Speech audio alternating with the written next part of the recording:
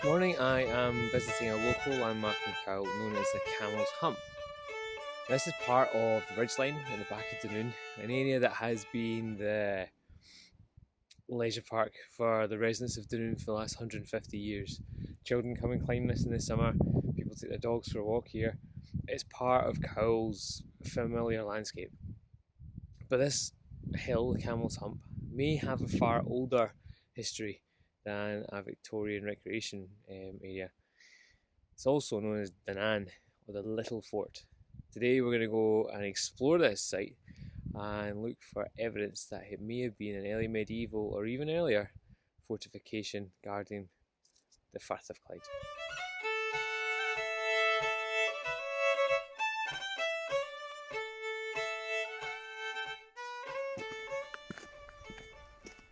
Dunan Hill is accessed by a network of forestry commission trails at the back of Dunoon at the southern end of Cowal.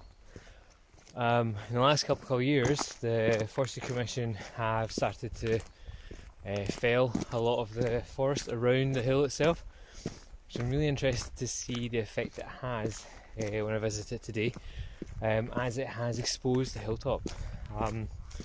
It's made it much more like it would have been when it was occupied, when it was in use, because the landscape of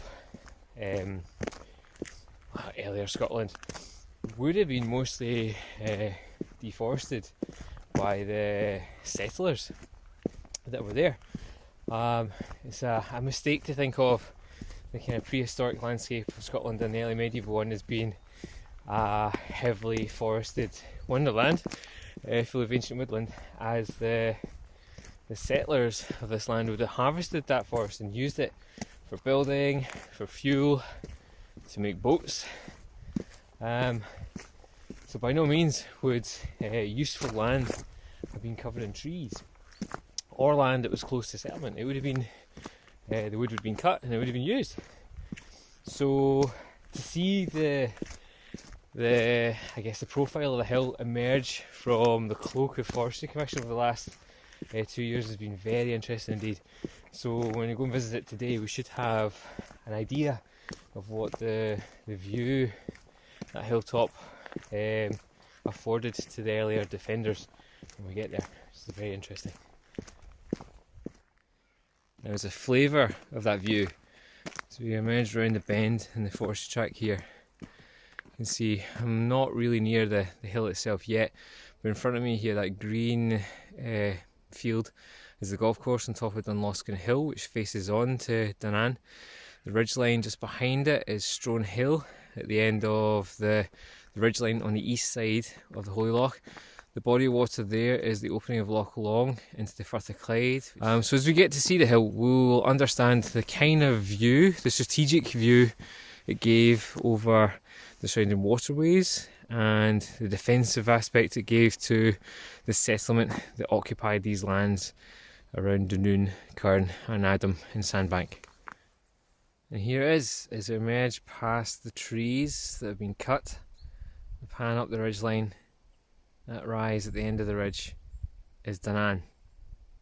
It doesn't look much from this angle, but as we approach it we should be able to see the platforms where fortification may have been sited.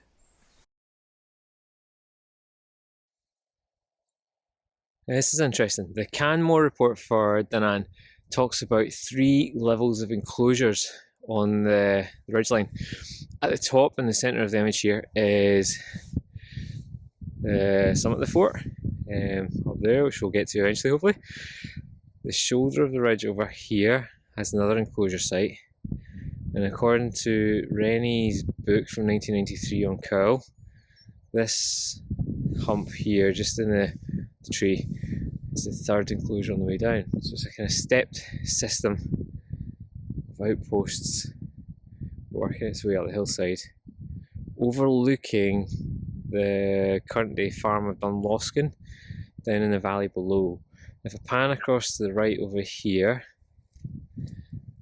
this wooded hilltop here is Dunloskin Hill. Currently has a golf course on it, but the gap between that hill and the shoulder of this ridge here is where there's a loch-in, Dunloskin, with the farm. there is evidence of ancient and early medieval settlement very close nearby. And this is the boundary between the lands of Dunoon, just behind me, and ahead, just in the valley of the Holy Loch, the lands of Arnadam, around there. So they see it as a bottleneck between the two occupied spaces. This fort here offers control of passage between the two spaces of land. This is the lowest platform, just walking down to it. Now, the winter's a great time of year to come visit places like this when all the ferns and undergrowth have died back. Other than that, this would be a tick-infested, midgy-laden hellhole. As it is, you can see quite well actually, to the right hand side here, how the mound rises proud above the ridge. There's a flat platform on top, which may have been occupied, and it falls away again down to the left. So let's go and have a look on top. Now this is the view from the northwestern side of the lowest platform on Dunan. In front is the Lochan of Dunloskin Hill just behind it, wooded there. On the Canmore report for this site, as it was surveyed by Elizabeth Rennie in 1993, she noted that the lowest hump here, just behind me, has a ring enclosure about 8 metres across of ground fast boulders, and there's a possible sunken entranceway, so a worn down track in the northern and western face of the platform. So having had a look around, I think this is possibly it. So it winds its way up the side of the hill. If I step down into it and follow it in, so I clearly stepped down. I hope this is getting picked up by the camera, but you can see it's a bit of a trench. And as I walk my way in through the dead ferns, I'm entering the back of the platform here. Now I'm overlooked by the second platform of Dunan. Over there is Rennie notes in the Canmore listing. So I follow the sunken way in, possible entranceway. Now this hasn't been verified by or dug by archaeologists yet. This says, as Rennie says, based on our own findings. Here we go. So we enter into this enclosure. Now, interesting thing, after the site's been logged recently, this big old tree has come down. The roots have exposed some of the boulder work that Rennie was talking about.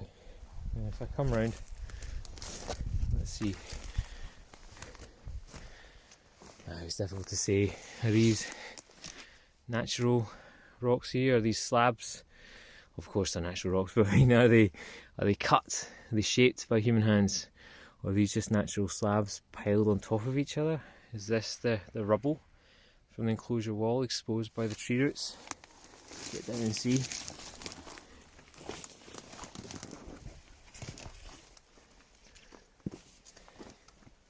Now that's interesting. There is that vitrifaction.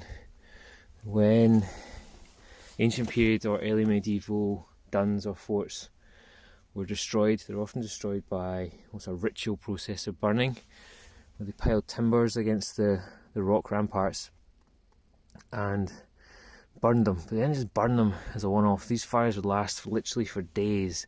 And the way they built these walls, they were laced with timber, so a timber scaffold stacked with rubble. But it meant when the walls were fired, the timber caught fire, as it would, with all the wood that the raiders or attackers had piled up outside the wall. That would catch. Then the timbers that laced through the rampart would take as well, and they would burn. And as they burned away, they created chimneys through the stone wall, allowing superheated air to rush through. So it burned the face of the rock. In some places it was so hot that it actually caused the rock to melt and fuse together. So we find lumpy, knobbly, almost liquid surface looking outcrops of rock. They've all melted together. And you see this in Argyll down in the southern end of Butte, not too far away. But here, I don't know if this is natural, but this does look like possibly evidence of burning maybe on the front of that stone. So just looking around here, these big boulders here. Is this piled up? Is this evidence of a natural outcrop of rock that's been reinforced by people to build a settlement wall or a fort wall. It's fascinating. On the eastern face of the lowest outcrop of Dunan, as I pan around, you can really see the defensive aspect of this site as the slope completely falls away. And the view it affords over the land here. So Dunloskin Hills just over to the left as I pan around, over the loching. And there's a farm just to the left of the loching here, Dunloskin Farm, that has evidence of terracing and possibly ancient farming taking place at the foot of this site. Once again, this is logged by Rennie and the Cowal Archaeological Society in the early 1990s. It's not been properly dug yet by a university archaeology team to verify it.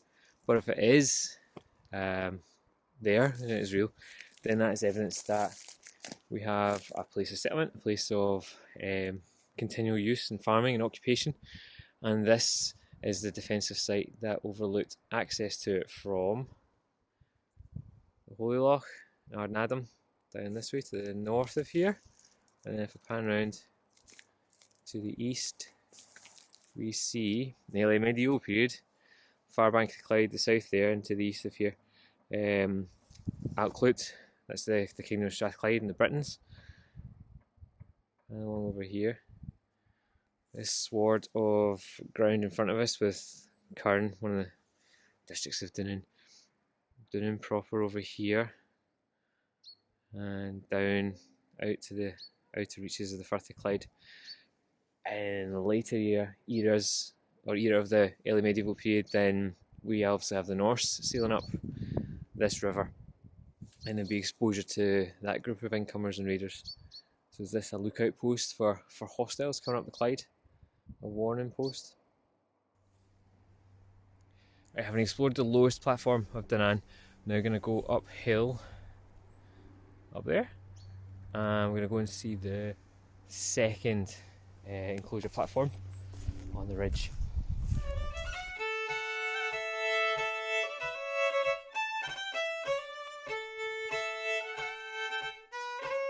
Now moved up and I'm sitting on the second platform of Dunan's 3 humps. And this is why it's so interesting that they've cleared the forestry around the hill. So of all the 3 possible platform areas, this one probably affords the best view for a lookout. Now I'm looking straight down the Firth of Clyde toward Cumbrae. That's the island just there, forgive my fuzzy finger. And I'm looking down onto the sward of Dunoon in front of me as I pan round. Now this was lost in the trees until, about a year and a half ago. If I pan round, I have view here of things coming from miles up the Clyde. I can see what's going on down in what would have been the pasture land in front of me here in the medieval period and before. Now interestingly, as we aside, one of the earliest maps we have of this area, General Roy's map from the mid 18th century, logs this area as being under agricultural use, so either supporting crops or herds of animals. So this place here offers an excellent lookout to make sure that your assets are safe. As a pan round, we can see Inverclyde, or Cunningham as it used to be, on this other bank of the Clyde. Busy day in the river today. And that's the district of Curran in front of me, those houses. As a pan round, Dunloskin Hill is opposite us with the Loching in front. Now Rennie, as part of our surveys, reckons there's a crannog at the left end of this Loching over here. So further evidence of continual and early settlement in this area. And it gives a view right up the Holy Loch into the hills of Cowal beyond. So a lookout up here, you can see things coming from the east, the south, and the west for literally miles. It's an excellent defensive outlook. Okay, we haven't had a look on the second platform. Let's work our way up to the top of the hill just behind me. There are a series of embedded boulders that mark possible perimeters for the top of the hill on the uppermost platform in Dunan. You can see more on the hillside in front of me here. Let's work our way back up to the top.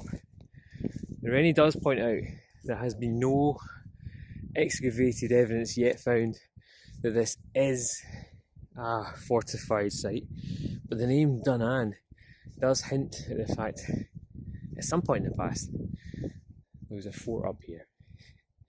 And the Gaelic and diminutive form of fort means it's the little fort. So that opens up the question, if this is a little fort, where is the main fort? If you look back down here and I zoom in, is it this? Down there. Dunoon Castle. The high curtain behind it. That tenement block just to the right of the Castle Hill. It's the site of the old Bishop's Palace from the 16th century. So is this part of a system of fortification for the area? I brought a little bit of luggage with me on this trip. This book, Cowal, Historical Guide by Elizabeth Rennie, has an entry for Dunan and Dunloskin. Let's hear what she says. She says, the name of Dunloskin, a farm 1 mile north of Dunoon, suggests that this site may also have been defended. She's talking about Dunoon Castle initially. The field in front of the house shows some indication of having been banked and ditched. As the ground has probably been ploughed and reaped for 1,000 years, little positive evidence can be expected from the surface traces. However, the noticeable hill, here, behind the farm also has a name suggesting fortification, Dunan, the little fort, and being the diminutive in Gaelic. The implication is that there may have been two forts, a little one and a greater one. So this gives more credence to the suggestion that there was a dun at Dunloskin farm. On Dunan Hill there's no sign of defensive works that have yet been found, but the steepness of the gradient makes walling unnecessary, especially if the hill is a lookout point covering a fortified area below. So that is backed up by Angus MacLean in his Chronicles of Cowal. And he says, Dunloskin. Dun from hill and Loskin from frog. The name is obviously linked with the adjoining Loch Loskin on the boundary between Arnadam and Dunoon. But though out with Arnadam, it is so closely linked to Dunan Hill and the Holy Loch that it merits inclusion. In its day, Dunloskin was the residence of the Campbells of Argyll, who were the owners of extensive lands within the Holy Loch area and at times the keepers of Dunoon Castle. Now, interesting aside, one of my videos on Tomlin Ra is based on a hill situated just further up the Holy Loch, and it talks about that family, the Campbells of Argyll. Now, a room in the house was said to be haunted. The legend connected with it is that one of the old lairds was murdered in cold blood on account of a love affair. Now, in the days when Dunoon Castle was occupied by Argyll chiefs, from knight through to marquess through the years, the lands of Dunloskin were held on a tenure of supplying the garrison at the castle, which included that at Dunan, with water and salt. Now, the Great Road of 1775, which was built from mid-Argyll by the Otter Ferry to Dunoon, can be found acting as a farm road at Dunloskin, and from there it can be traced along the side of Dunloskin to Ardnadam, from where it ran through from Brackenglen and into Glenleen. In the OPS there's an interesting reference to Dunloskin, and it says, in 1550, Archibald granted to Colin Campbell a number of pieces of land, which included 5 merks of the 2 Dunloskinists with mill, 4 merks of Kilbride, giving homage and personal service with the ship of 8 oars, and 2 of 6 oars of the ancient capacity for the service of the said Archibald when required. Now, that's interesting. What does that mean? Now, at first it might seem strange to grant Dunloskin such a strong fleet of ships, more often called burlins, but the lands of Kilbride, which is the bay just, west of this hill, past Dunoon Castle. So the lands of Kilbride included that part of the west bay at Dunoon known as the Castle Rocks. These were used as landing places for his ferries operating from Dunoon, from where the Dunloskin fleet had an easy access to the Clough on the Renfrewshire coast, to Rosneath Castle on the Gairloch, or to the ferry landing places on Loch Long. At that time, Dunoon Castle was, it must be remembered, a royal castle, occupied by Argyll and his household as a permanent base. Here he entertained many prominent visitors, including Mary Queen of Scots and her retinue, for whom he was able to provide what in those days would be considered a luxury ferry service. Oh, if only we had one today. A luxury ferry service manned by experienced boatmen. Probably 2 of the ships would be stationed at Dunoon, and one for use by Dunloskin and based on Holyloch, where it could take advantage of the sheltered landing place at Arnadam and provide an easy route to Cumorn Church, converted to a collegiate church by the Campbell chief in 1442. In so doing, Dunloskin would no doubt be giving the homage and personal service required by that deed of 1550. Now, Angus MacLean goes on to give us a bit of input on Dunan, the hill itself as well. Let's see what he says about that. Dunan, a little hill, a small fort. Despite its meaning, it consists of 3 hills, the west being the highest at 575 feet. According to Dunlop, now I should say Angus MacLean had access to a historical note by Dunlop that was written in 1885. Now, he was a resident of Dunoon that had grown up in the town through the 19th century. So his observations are based on what he saw 150 years ago, and that gives us an interesting echo of the even further back version of Dunoon in this site. So let's see what Dunlop says. So according to Dunlop, it bore a striking resemblance to Dunoon Castle in shape and appearance, indicating quite clearly that at that time, 1885, when Dunlop was writing, the ruins of Dunoon Castle must have been more substantial than many of the present older generation can remember. Dunlop says that in his young days, Dunan was surmounted by a flagstaff, as was Dunoon Castle, and makes the suggestion that Dunan was the old fort and Dunoon the new fort. Now, this was probably the case, as the combination of the two provided a very strategic position in those days, when the Campbells, being in such a predominant position in Cowal, were a target for any raiding force. Dunoon Castle provided an extensive view down the Firth of Clyde, of the Renfrewshire coast, and of the tail of the bank, it being claimed that Dumbarton Castle could be seen. As to Dunan, where we are here, it provided a view of the entrances to the Holyloch, Loch Long and the Gairloch, of the River Clyde up to Least Dumbarton Castle, and of Gourock and its adjoining lands. The 2 forts were also linked by the fact that the lands of Dunloskin, of which Dunan was part, were burdened with supplying salt and water to the garrison of Dunoon Castle, which provided the garrison of Dunan. So here we have 2 forts existing in a kind of symbiotic relationship. We've got the parent garrison over in the main Dunoon Castle, and we have a smaller detachment controlling this useful lookout post just a bit further inland.